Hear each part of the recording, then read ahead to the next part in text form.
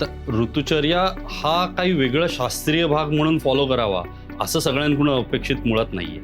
तो सहज जीवनातला एक बदल आहे जो ऋतू बदलला की सर्वांचा होतो. आता अगदी असंच बघा ना की उन्हाळा आल्यानंतर सुती कपडे वापरणं, हिवाळा आल्यानंतर लोकरी कपडे वापरणं, तर हे जेवढं सहज आहे तसे ऋतूमध्ये प्रत्येक आहार विहारामध्ये जे काही बदल होणं अपेक्षित आहे नॅचरली, ते जर झाले तर लोक आजारी पडण्याचं प्रमाण काय होईल हो? निश्चितपणे कमी होईल. जर तुम्ही ऋतूच्या पद्धतीने तुमचं जीवन बदललं, ज्याला आजकालच्या भाषेत आपण अडॅप्टेशन म्हणतो, तसं जर केलं तर आजारी पडणार नाही. आजारी पडले नाही तर तुलनेने वैद्यकांकडे डॉक्टरांकडे जाण्याची वेळ कमी होईल, औषधं घेण्याचं प्रमाण कमी राहील. एकंदरीत आजकाल ज्या गोष्टीला सर्वात जास्त महत्त्व आहे की इम्युनिटी, ती तुमची जास्त चांगली राखली जाईल. सो ऋतुचर्या म्हणजे ऋतूनुसार वागणं, त्यानुसार आहार विहारात बदल करणं, याने सर्वात मोठी गोष्ट होणार आहे ती म्हणजे आजारी पडण्याचं प्रमाण कमी होईल, इम्युनिटीचं अबाधित राहील.